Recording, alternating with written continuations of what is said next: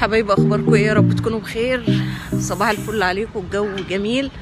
انا هنا في صندوق، وديت سيف الحضانه، وقلت اما اجي اصبح على ماما. قعدت معاها ساعتين كده وراجعه بقى هركب لسه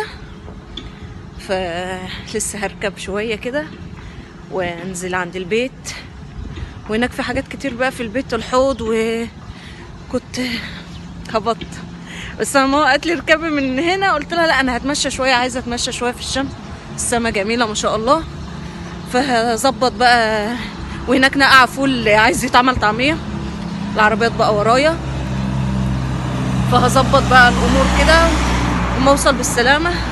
انا حتى في صيام النهارده، فعشان كده حاسه ان انا هبطانه. ماما بتقول لي انت جايه لي في اليوم اللي صايم؟ قلت لها يا ماما انا يعني جايه اقعد معاكي اليوم كله، هم بس ساعتين صبحت عليها كده وقعدت معاها. هظبط بقى كده وما اوصل بالسلامه.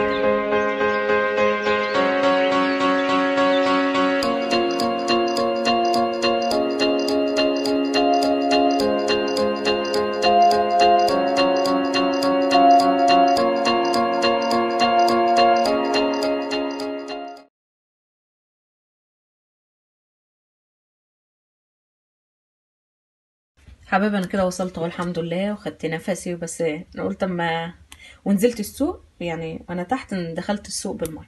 فجبت خس. هما الرابطه كده عاملينها مع بعض 5 خصات ب5 جنيه. يعني الخاصيه واقفه بجنيه، خاصيه بجنيه وربطنا بقى بشريط. ولقيت فراوله حلوه وجميله كده، حسيت ليا ناشفه. كيلو وربع ب10، اللي انا كنت جايباها لماما بانها كانت ب10، دي كيلو وربع. يلا انا المستفاده بالربع الزياده ده. والفول ده بيقول فول اثيوبي، بيقول لي بس نفس طعم البلدي. والتاني ده ب22. التاني اللي هو محمره شويه وعريضه اكبر من دي ب20. فجبت الكيلو طبعا ده فول حصى. التاني اللي هو الفول بتاع الطعميه مبلوله، وانا قلت لكم عشان ايه؟ نقعاه عشان اعمله طعميه. البطاطس كيلو وربع وكيلو ونص. بقول له يا عم السيد يا مقشره كده، قال لي ده دي من حلاوتها قشرت. قلت له طيب نطلع نحمر للاولاد. طبعا انا صايمه، فايه الغدا متاخر شويه بقى، ببقى ساعات استنى ابو عمر بعد المغرب، ببقى اكل اي حاجه كده نقمه. وبقيت الفكه جبت ايه؟ كيس الملح. وهنا بقى انا بجهز الغدا بتاعنا. هعمل مكرونه بشاميل. احنا بنحب البشاميل سايل. تقيل بحسها ما بتتاكلش. انا بحب عايزاها طالعه من الفرن كده، يعني ايه، ما اقولكوش بقى وهي طالعه من السخونيه بقى بتاعتها كده. انا خلصته. انا حطيت، انا بصراحه انا حاطه بالبركه. انا عاملاها على مش على البارد عادي. حطيت 4 معالق سمنه كبار و12 معلقه دقيق، عشان عايزه الكميه كبيره زي ما بقول لكم، عشان تبقى سايله وعشان تبقى ايه ماليه المكرونه كلها. فهنا حطيت الطبقه اللي تحت دي، اللي هي في الصينيه اللي هي الكبيره، اللي هي في الطقم المدور. برضو انا عامله مش عاملاها تخينه، يعني دي اللي هو دي الطبقه الاولانيه ايه، مش تخينه. انا عايزاها ايه تطلع رقيقه. ومعصجه اللحمه، فهحطها بقى. بسم الله الرحمن الرحيم. ومعايا برضو جبنه موتزاريلا. هحط ايه طبعا ما توديش على الطروف. بسم الله كده، بسم الله الرحمن الرحيم. ان شاء الله تطلع حلو يا رب ان شاء الله. هنا حطيت البشاميل، وهحط برضو ايه، حطيت شويه بس كده على وهحط ايه الجبن. بسم الله الرحمن الرحيم.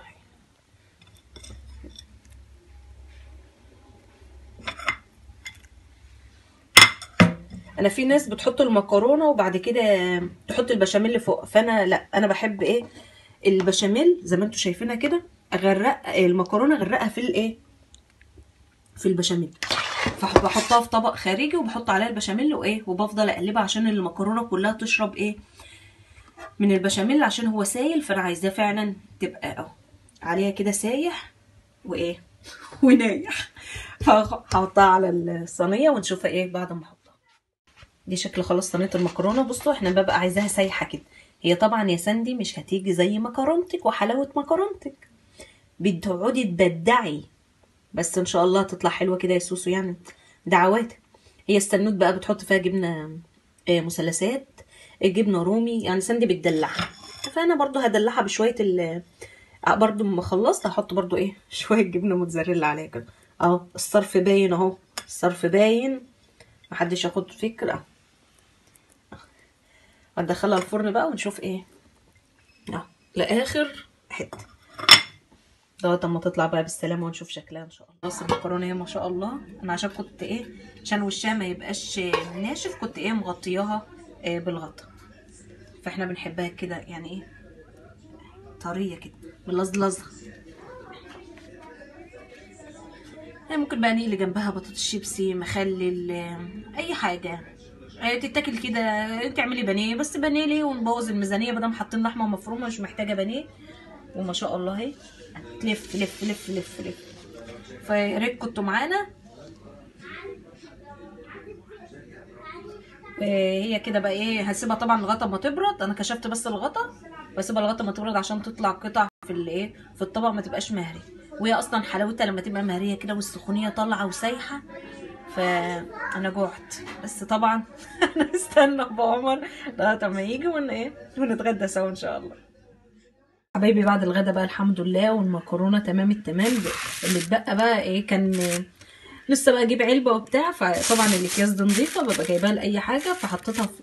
فحطيت المكرونه في طبق وقفلتها بكيس. انا بس عايزه اوريكم شكل الصينيه ما شاء الله، ولا حاجه لازقه ولا حاجه. عشان دهنت شويه زيت في الاول، وفي ناس بتدهن زيت وفي ناس بتدهن بترش شويه بقسماط. فهو ده شويه زيت، فهي ولا هتحتاج اللي هي سلكه ولا حاجه، بس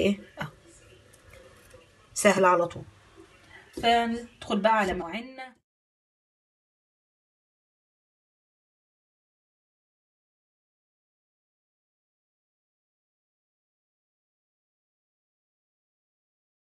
حبايبي بقى هنعمل حلو. طبعا الكب كيك المشهور والمعتاد عندنا هنا، ومرضتش اعيده تاني واقول المقادير. هخلي ام ملك برضو تحط لنا طريقته في صندوق الوصف، او تثبت لنا اول كومنت.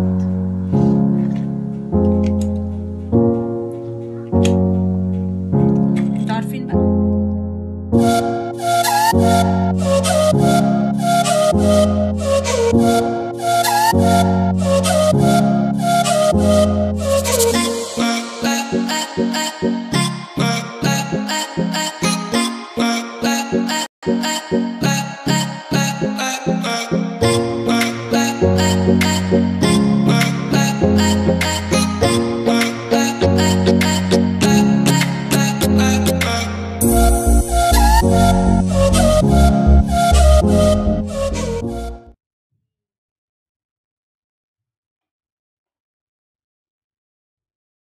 انا قطعت الفراوله اهو وحطيت عليها السكر وعصرتها، وعصرت شويه اللي هما كان في كام واحده مستويه كده عصرتها، بس ما حطيتش فيها عليهم لبن.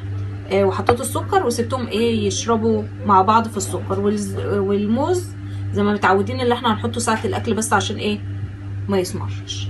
وهنا قطعت كمان بطاطس، بما اني بقى جايبه البطاطس جميله وعم السيد قاعد بيشكر فيها ويقول جميله جميله، فقطعتها مكعبات صغيره. هعملها مهروسه تنفع للعشاء وغدا وفطار. هعينها في علبه وتبقى جاهزه في التلاجة لاي حد هيشدها وياكل. انا عملتها قبل كده. انا مقطعه مكعبات مع فصين توم، هحطهم في شويه زيت صغيرين لغايه اما تصفر. هقوم منزله عليها البطاطس واخدهم مع بعض تشويحه كده. وبعد كده في ناس بتقطع فيها بصل، فلفل، طماطم. انا ما لقيتش عندي فلفل، نسيت خالص، كنت ناسيه اجيب. فهحط فلفل حار اللي هو الشطه، وممكن طماطميه بس صغيره. وطبعا بياخد ملح وكمون. وخدي بالك اللي احنا دقين توم بملح، تدوقي التوم قبل ما تزودي، وكمون. ولو طبعا مش هتحطي الفلفل الحار هتحطي شطه. فكده تظبطتي. وهي بعد الفطار، انتوا عارفين اليوم النهارده كان طويل وكنت هبطانه وصيام وكده. فبعد الغدا وبعد الحلو كله عملت فرمت الطعميه. حتى قلت لغايه اما الفول كمان يتنقع اكتر. كل ما يتنقع اكتر ما ياخدش وقت كتير في الكبه. طبعا عارفين بيتحط له بحط كرات وكزبره وبصل وتوم. وطبعا في الاخر لما اتفرمت حطيت حبه ملح بس عشان ما تبقاش ما تنزلش تفك من بعضها وتبقى ميه كده. حطيت كزبره ناشفه، كمون، وشويه شطه طبعا. ولما بنطلع الكيس قبلها بيفك، تحط بقى تزودي ملحك والكربونات اللي متعودين عليها، او في ناس بتكسر بيضه. وده طبعا شكل البطاطس بعد ما فضيتها في العلبه. كل ده فلفل حر الاحمر، ده فلفل حر احمر ما اقولكوش. دقته طبعا لازم ازور لازم ازوره بلقمه عيش كده. فانا كده قلت حتى بعد الطعميه اشطب بقى المطبخ، عشان طبعا مكان الكبه والاطباق اللي كنت حاطه فيها الخضره وكده، فلازم المطبخ طبعا يبقى هشطبه واظبطه، ونبقى نشوف بقى ايه كده. النهارده الحمد لله ربنا عداها على خير، الحمد لله عملت حاجات كتير. لسه بقى الفول اللي انا كنت شارياه هحطه بقى في طبق، ويوم بكره بقى ايه ببيته ليله منقوع، وابقى ادمسه بقى ان شاء الله. بقى احلى ختام في يومنا النهارده التحليه الموز بالفراوله، وحطيت صوص كمان الفراوله. ماشي.